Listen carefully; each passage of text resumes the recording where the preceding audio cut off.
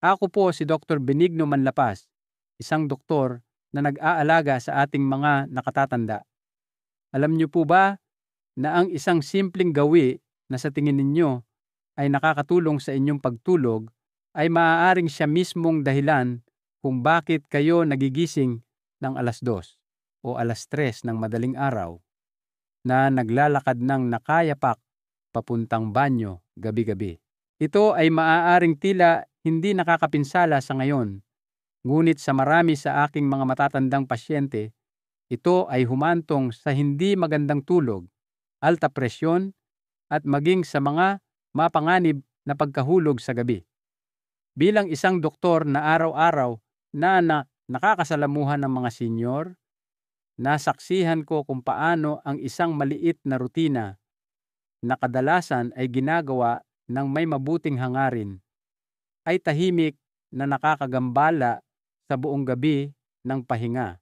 Ngunit ngayon, nais kong ipakita sa inyo ang isang bagay na iba, isang bagay na simple na nakatulong sa mga nakatatanda sa buong Pilipinas at maging sa ibang bansa.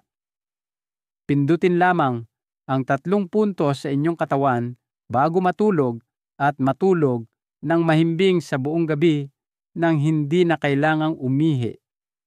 Opo, walang gamot, walang operasyon, gamit lamang ang inyong sariling katawan at 3 simpleng pressure points.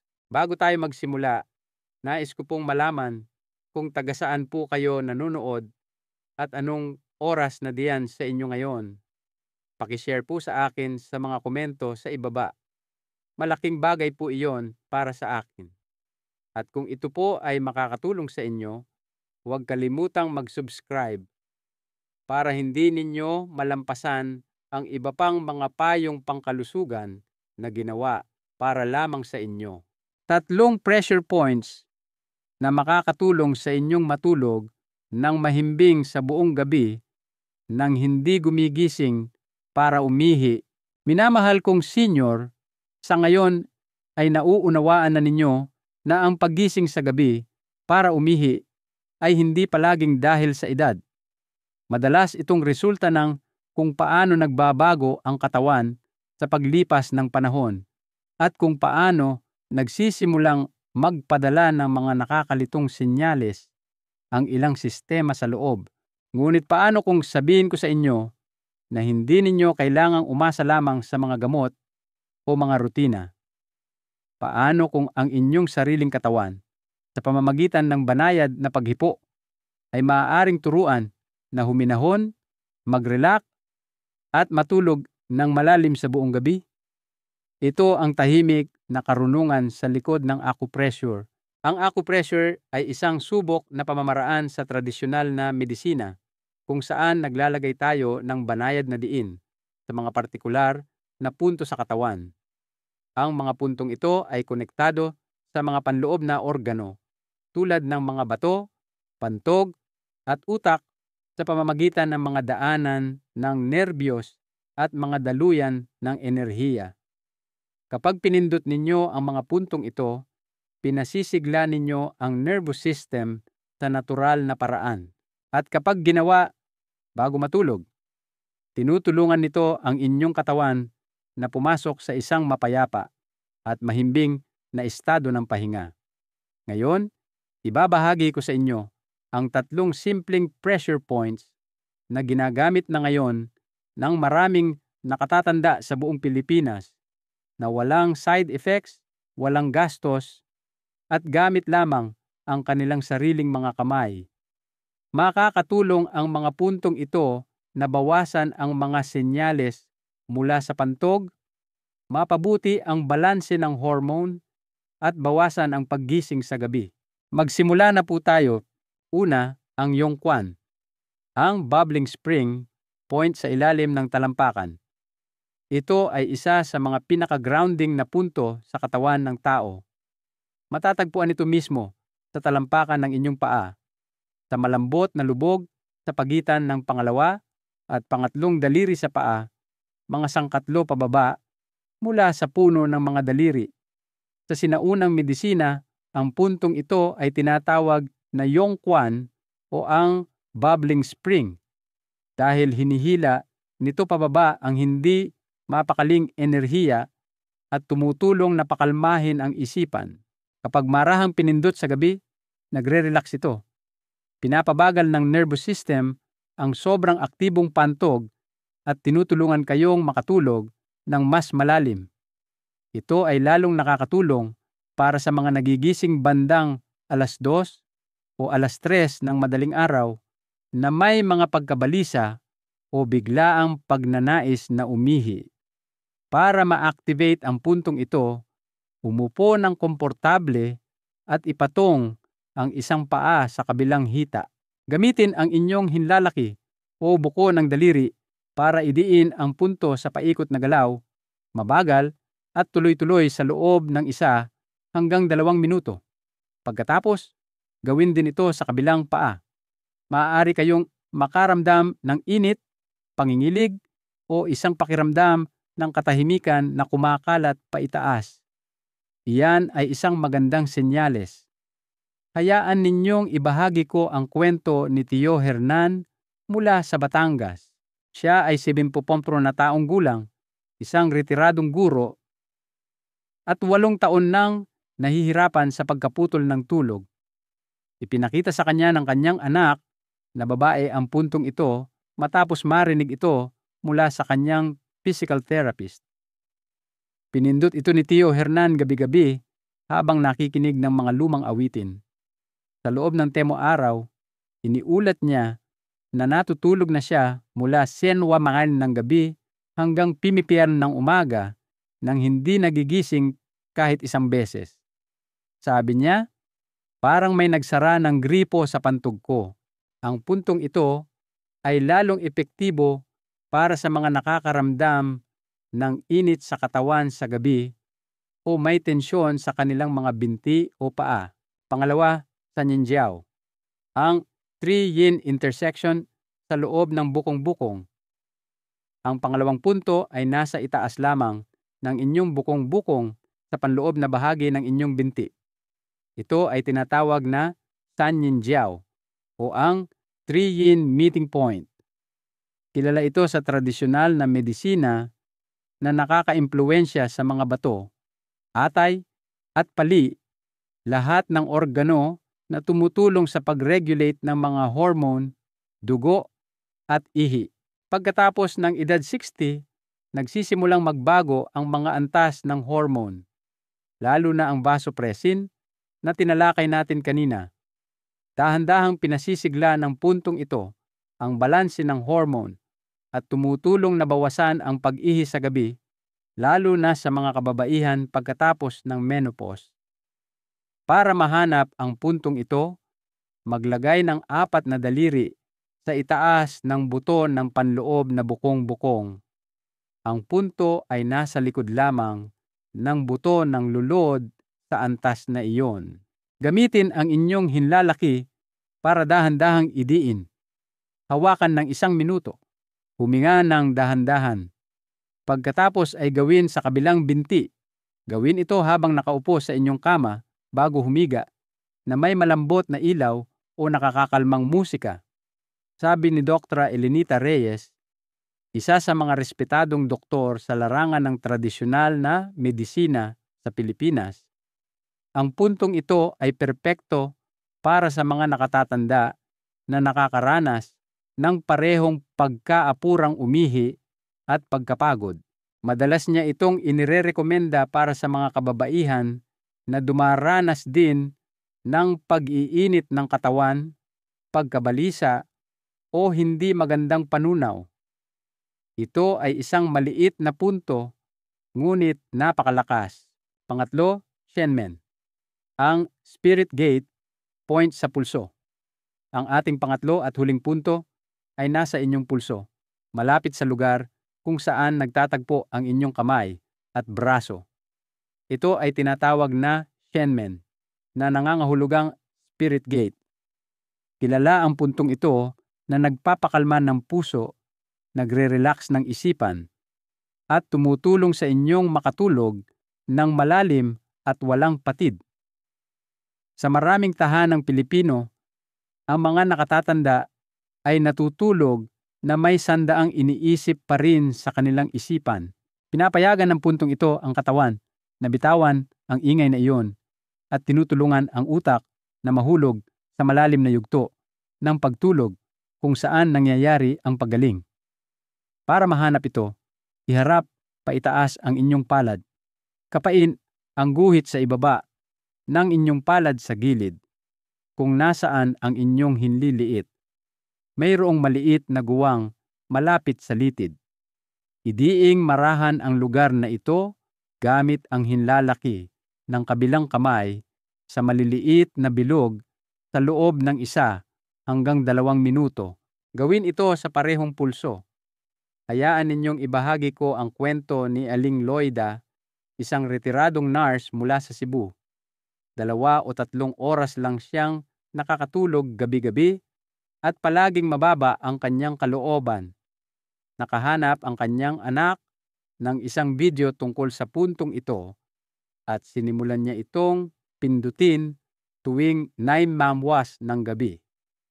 Sa loob lamang ng 1 linggo, nakatulog siya ng 7 buong oras at bumalik ang kanyang enerhiya. Sabi niya, hindi ko akalain na ang isang bagay na napakasimple ay parang gamot. Ang puntong ito ay lalong mabuti para sa mga may mabilis na tibok ng puso, pagkabalisa o madalas na pananaginip sa gabi. Mahal kong kaibigan, ang 3 puntong ito ay parang mga tahimik na buton sa inyong katawan. Bawat isa ay may kapangyarihang sabihin sa inyong sistema, oras na para magpahinga. Wala silang panganib, walang gastos, at 5 minuto lamang ang kailangan gabi-gabi. At kapag ginamit ninyo ito ng may pag-iingat at regular, mapapansin ninyo na ang inyong mga gabi ay magsisimulang maging tulad ng dati. Hindi mga oras ng paghihintay sa pagtulog o pagbibilang ng mga pagpunta sa banyo. Kaya ngayong gabi, bago kayo matulog, maglaan ng sandali, umupo gamit ang inyong sariling mga kamay, ang inyong sariling hininga, at dahan-dahang pindutin ang mga puntong ito. Nakikinig ang inyong katawan at handa itong magpahinga sa tulong ninyo. Maraming nakatatanda sa Pilipinas ang tahimik na naniniwala na ang paggising ng 1 o 2 beses sa gabi para umihi ay normal na bahagi lamang ng pagtanda. Ngunit paano kung sabihin ko sa inyo na ito ay hindi lamang karaniwan, kundi isang bagay na maaari nating dahan-dahang maunawaan, pamahalaan, at kahit nabawasan. Magsimula tayo sa siyensya sa likod nito na ipapaliwanag ng simple. Pagkatapos ng edad 60, natural na nagsisimulang gumawa ng mas kaunting isang napakahalagang hormone ang ating katawan. Ito ay tinatawag na vasopressin. Ang hormone na ito ay may mahalagang papel sa kung paano kumikilos ang inyong mga bato sa gabi. Sa mga mas bata, tinutulungan ng vasopressin ang mga bato na pabagalin ang produksyon ng ihi habang natutulog. Kaya ang pantog ay nananatiling kalmado at ang katawan ay nagpapahinga ng malalim. Ngunit habang tayo ay nagkakaedad, bumababa ang antas ng vasopressin at binabago nito ang lahat. Kung walang sapat na vasopressin, ang mga bato ay patuloy na gumagana sa parehong bilis kahit sa gabi. Patuloy silang nagsasala ng mga likido at nagpapadala ng mas maraming ihi sa pantog kahit na ang katawan ay nakahiga at humihingi ng pahinga. At bilang resulta, mas mabilis mapuno ang pantog kaysa dati.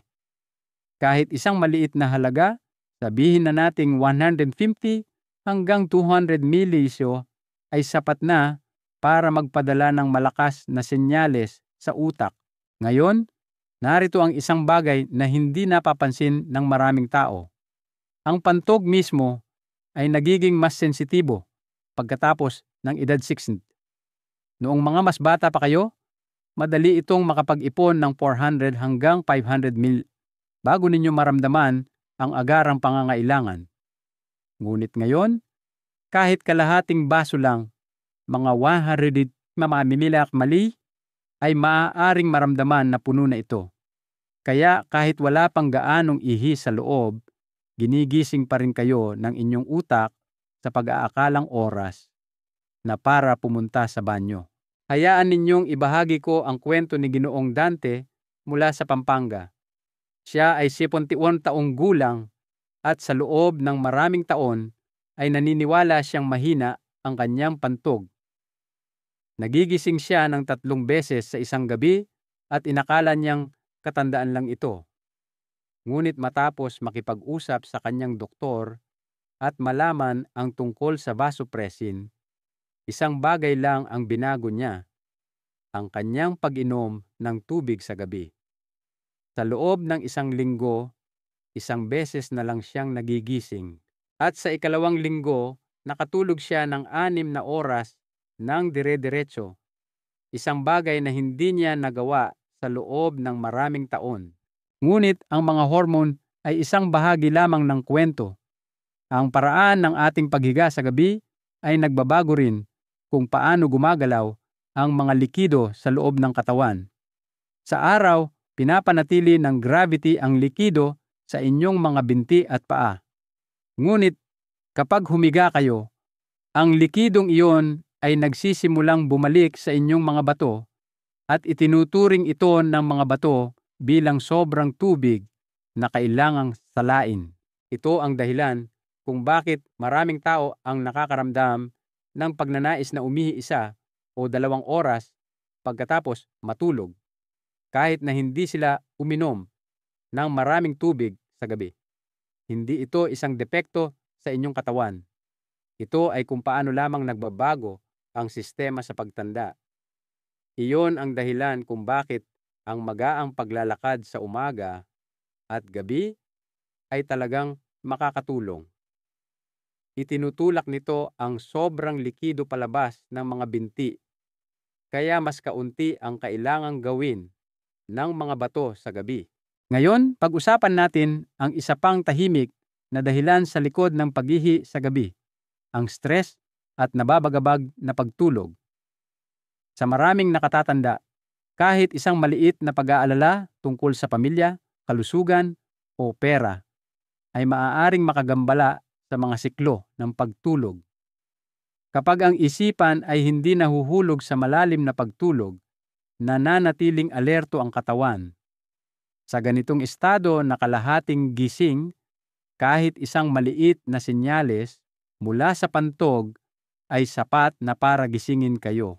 Maaaring mapansin ninyo na sa mga araw na kayo ay nababalisa o hindi mapakali, mas madalas kayong magising kahit na hindi puno ang inyong pantog. Si Ginang Stella mula sa Iloilo ay isang magandang halimbawa nito.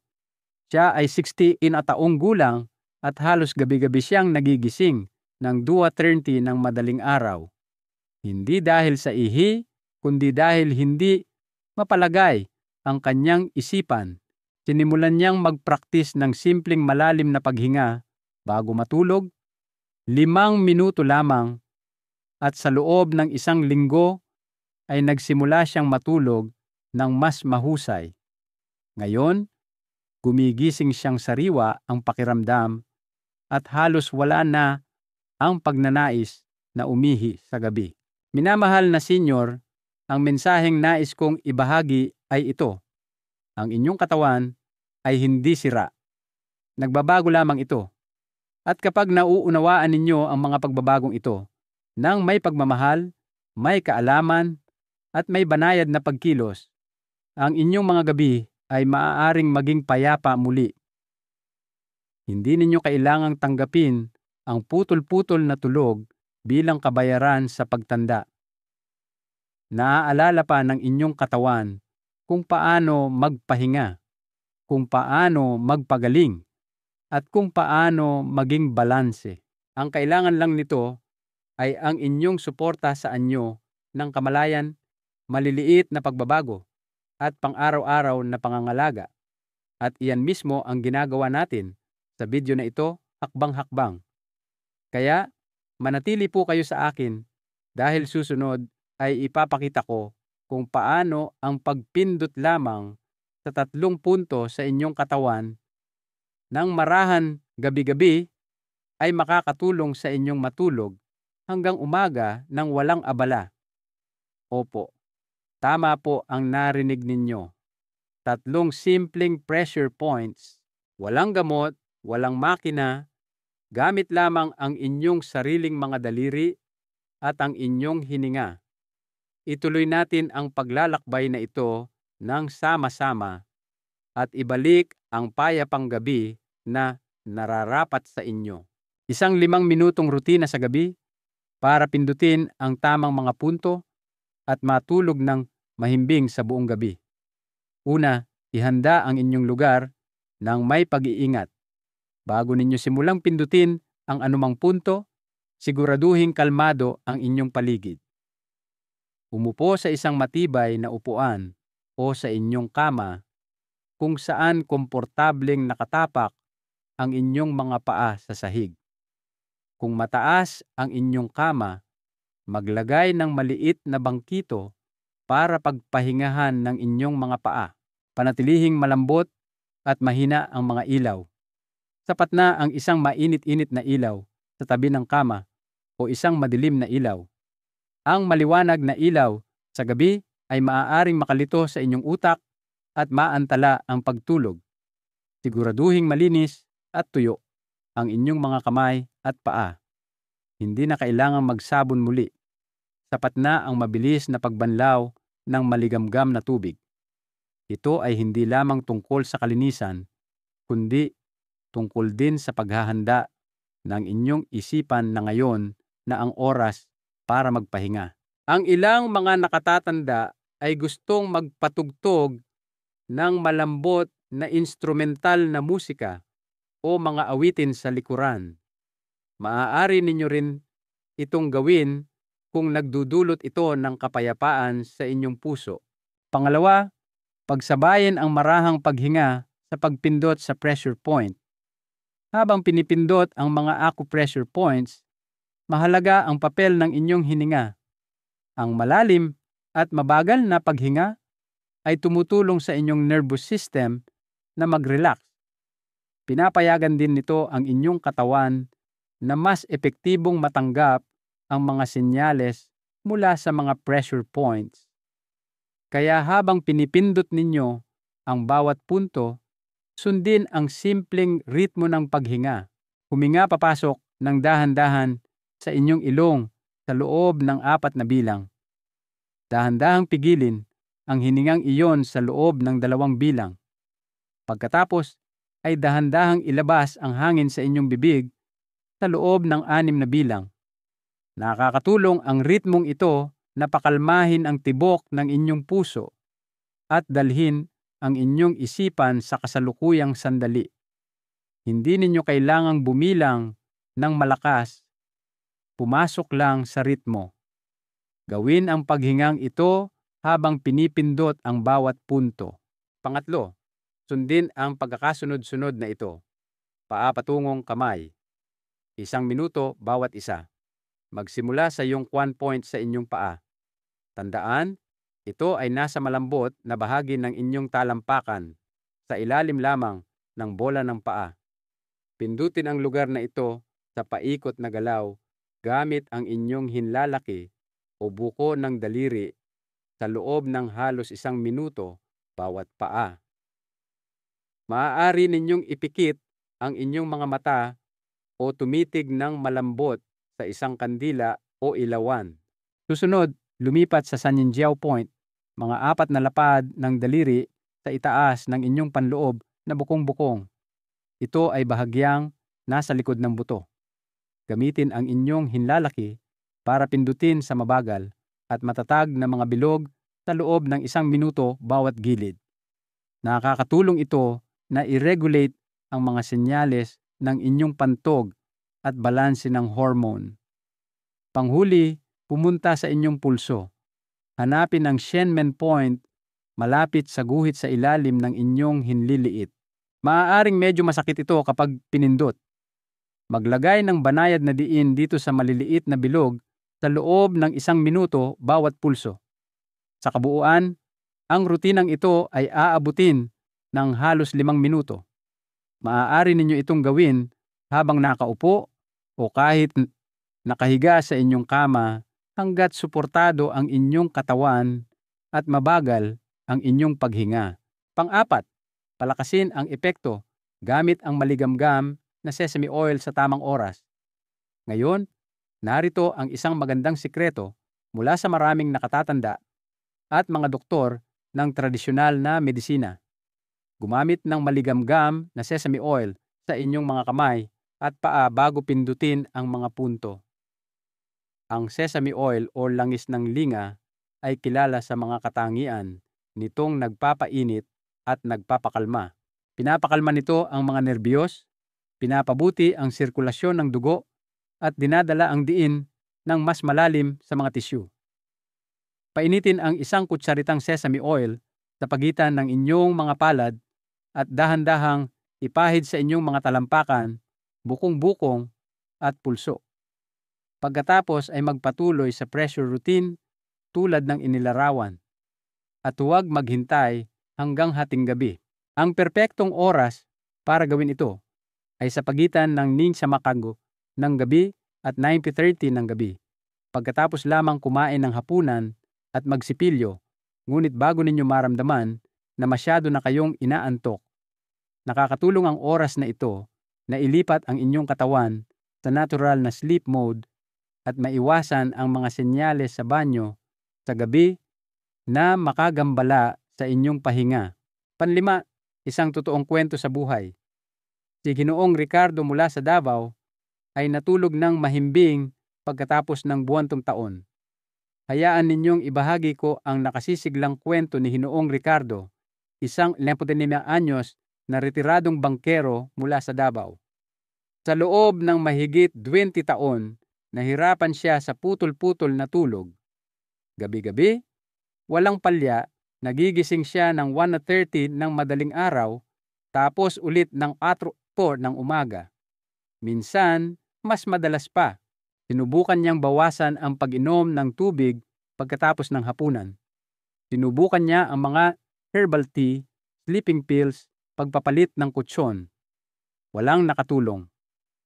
Pagod ang kanyang katawan, ngunit ang kanyang mga gabi ay parang isang labanan. Isang araw, tinuruan siya ng kanyang pamangkin, isang estudyante ng physiotherapy, ng 3 pressure points na ito. Sinimulan niyang gawin ang rutinang ito eksakto tulad ng inilarawan ko dito, kasama na ang sesame oil at malambot na paghinga. Sa loob ng 2 araw, si Ginoong Ricardo ay nakatulog ng dire-diretso sa buong gabi sa unang pagkakataon sa loob ng 2 dekada. Napaluha siya habang ibinabahagi ang kanyang karanasan sa amin. Sabi niya, "Nakalimutan ko na ang pakiramdam ng gumising na sariwa ang pakiramdam. Ngayon, inaabangan ko na ang pagtulog, hindi ko ito kinatatakutan."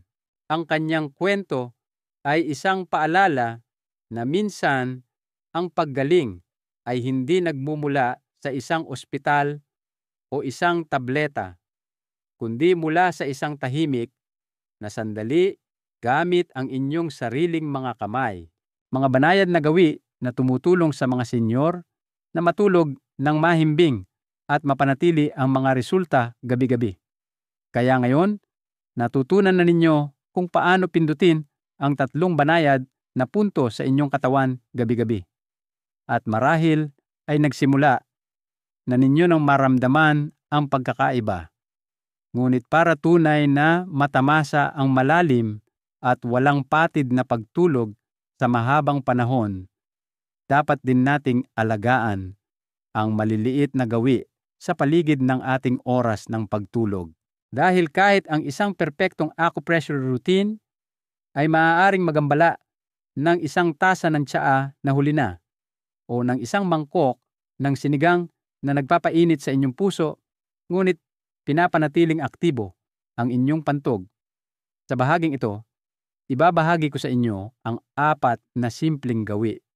Hindi ito mahigpit na mga tuntunin. Ang mga ito ay mapagmahal na mga mungkahi na idinisenyo para suportahan ang inyong tumatandang katawan, ang inyong mas kalmadong gabi, at ang inyong payapang umaga. Tuklasin natin sila isa-isa. Una, itigil ang pag-inom ng maraming likido pagkatapos ng sitting purang bahas ng gabi. Panatilihin itong mas mababa sa 150 ml. Ito ay isa sa mga pinakakaraniwang dahilan kung bakit nagigising sa gabi ang mga nakatatanda sa Pilipinas. Maaari ninyong isipin, isang basong tubig lang naman ang iniinom ko bago matulog. Ano ang masama doon? Ngunit sa ating edad, hindi na bumabagal ang mga bato tulad ng dati. Kahit 150 hanggang 200 milibiro po pagkatapos ng 7 oras ng gabi, ay maaaring mapanatiling aktibo ang inyong pantog hanggang hating gabi. Isipin, ang inyong katawan bilang isang templo. Kailangan nito ng katahimikan sa gabi, hindi ng dagdag na trabaho. Kaya kung nauuhaw kayo pagkatapos ng hapunan, uminom lamang ng ilang lagok, sapat para mabasa ang inyong lalamunan. Maaari kayong maglagay ng maliit na baso sa tabi ng inyong kama, ngunit gamitin lamang ito kapag talagang kailangan. Hayaan ninyong magbahagi ako ng isang mabilis na kwento. Si Aling Nora mula sa Baguio ay nakagawi ang uminom ng isang buong baso ng gatas tuwing nanipiyong pub ng gabi. Ngunit matapos bawasan ang kanyang iniinom sa 100 ml na lang tuwing X45 ng gabi, bumuti ng husto ang kanyang pagtulog. Sinabi niya sa amin, parang nakuha na ng pantog ko ang mensahe na maaari na siyang magpahinga. Pangalawa, kumain ng hapunan ng maaga at iwasan ang mga pagkaing masabaw o mabigat sa gabi. Sa maraming tahanang Pilipino, ang hapunan ay pagkatapos ng 8 na langguri o kahit 9 prumik ng gabi, lalo na kapag umuuwi ang mga pamilya mula sa trabaho. Ngunit para sa mga senior, ang oras na ito ay maaaring tahimik na makagambala sa ritmo ng katawan. Kapag kumakain kayo ng huli, lalo na ng sinigang, sopas o gatas, ang inyong katawan ay napupuno ng mga likido bago matulog at hindi ito napoproseso ng mabilis na nangangahulugang natatanggap ito ng inyong pantog kapag nakahiga na kayo para magpahinga. Sa halip, subukang tapusin ang hapunan bago magsidaman nako ng gabi kung posible. Pumili ng magaan at tuyong mga pagkain, marahil simpleng ulam na may kanin o isang maliit na bahagi ng lugaw. Iwasan ang mga hilaw na salad, citrus na prutas o yogurt sa gabi. At ireserba ang inyong sinigang, sopas o gatas para sa tanghalian o kalagitnaan ng hapon. Isang senior sa Maynila ang nagbahagi na ang simpleng paglipat ng kanyang hapunan sa X40 ng gabi at pag-iwas sa kanyang mangkok ng sabaw ng sinigang ay nakatulong sa kanya na bawasan ang pag-ihi sa gabi mula 3 beses sa 1 na lang. Ang mga ito ay maliliit na pagbabago, ngunit malakas ang sinasabi nito sa inyong mga bato at pantog. Pangatlo, matulog ng nakatagilid sa kaliwa at magsuot ng magaan at preskong damit na koton. Kung paano kayo natutulog, ang inyong postura, ang inyong damit, at ang temperatura ng inyong silid ay lahat may papel sa kung gaano kalalim ang inyong pahinga. Maraming nakatatandang Pilipino ang natutulog pa rin ng nakatihaya, nakabalot sa makakapal na pantulog o kumot na lana, iniisip na ang init ay katumbas ng ginhawa. Ngunit maaari nitong tahimik na idiin ang pantog at itaas ang init ng katawan na humahantong sa hindi pagkapakali, pagpapawis, at mas madalas na pagpunta sa banyo. Inirerekomenda ngayon ng mga doktor na subukan ng mga senior na matulog ng nakatagilid sa kaliwa na may malambot na unan sa pagitan ng mga tuhod at magsuot ng mga damit pantulog na gawa sa koton. Ang posturang ito ay nagbabawas ng presyon sa ibabang bahagi ng tiyan, tumutulong sa panunaw, at nagre-relax ng mga kalamnan ng pantog. Si Mang Isko mula sa Quezon City ay may ugali na magsuot ng sintetikong pajama at matulog ng diretso sa kanyang likod. Ang kanyang tulog ay mababaw at madalas na naabala. Ngunit matapos lumipat sa isang set ng pajama na kuton at matulog ng patagilid, sabi niya, "Hindi nagbago ang aking silid, ngunit sa wakas ay naramdaman ng aking katawan na ligtas ng matulog." Hayaan ninyong ang inyong damit at postura ay maging isang paanyaya sa inyong katawan na lumambot, bumitaw, at magpahinga. Pang-apat, huminga ng malalim at dahan-dahan ng 5 beses bago matulog. Sanayin ang inyong utak na baliwalain ang mga maling senyales ng pantog. Kahit handa na ang inyong katawan para matulog, minsan ang inyong isipan ay hindi. Humihiga kayo, ngunit ang inyong mga iniisip ay patuloy na tumatakbo. At sa ganitong estado na kalahating gising, kahit ang pinakamaliit na senyales mula sa pantog ay parang isang emergency. Ito ay napakakaraniwan sa mga nakatatanda na may pagkabalisa o mababaw na tulog. Isang magandang paraan para pakalmahin ang inyong nervous system ay sa pamamagitan ng 5 malalim at mabagal na paghinga bago matulog. Umupo sa inyong kama. Ilagay ang isang kamay sa inyong dibdib at isa sa inyong tiyan. Dahan-dahang huminga papasok sa inyong ilong sa loob ng 4 na bilang. Dahan-dahang pigilin ang inyong hininga sa loob ng 2 bilang. Pagkatapos ay dahan-dahang ilabas ang hangin sa inyong bibig sa loob ng 6 na bilang. Gawin ito ng 5 beses. Damhin ang paggalaw ng hininga na parang isang banayad na ilog. Sinasabi nito sa inyong utak na ayos lang ang lahat. Hindi na kailangang manatiling alerto ngayon. Sabi ng maraming nakatatanda, ang simpleng paghingang ito ay nakatulong sa kanila na baliwalain ang mga maling pagnanais. Iyong mga paggising sa kalagitnaan ng gabi kung saan halos hindi naman puno ang pantog. Subukan ito ngayong gabi. Damhin kung paano nagiging kaibigan ninyo ang hininga. Dala kayo nito mula sa pagka-alerto tungo sa pamamahinga, mula sa tensyon tungo sa kapayapaan. Minamahal na senior, kung may isang aral na nais kong baunin ninyo mula sa araw na ito po iyon. Ang pag-aalaga sa sarili habang tumatanda ay hindi nangangahulugang kailangan ng malalaking pagbabago o mamahaling gamot. Madalas, ang tunay na paggaling ay matatagpuan sa pag-unawa sa ating katawan at sa paggawa ng maliliit at mapagmahal na hakbang araw-araw. Hindi ninyo kailangang isakripisyo ang inyong pagtulog dahil lamang sa pagtanda. Hindi ninyo kailangan ng matatapang na gamot. Hindi ninyo kailangang mamuhay na may putol-putol na gabi at pagod na umaga. Naaalala pa ng inyong katawan kung paano matulog ng mahimbing. Kailangan lang nito ng kaunting tulong mula sa inyo. Minsan, hindi isang malaking gamutan ang nagdudulot ng pagbabago, kundi isang maliit na ugali na ginagawa ng may pag-iingat ng paulit-ulit. 5 minuto lamang bawat gabi. Pagpindot sa tamang mga punto, isang pagbabago lamang, mas kaunting tubig pagkatapos ng piku ng gabi. O simpleng pagtagilid sa kaliwang bahagi na may malambot na damit na kuton at isang tahimik na hininga. Sa paglipas ng panahon, ang mga maliliit na pagpiling ito ay nagiging isang ritmo.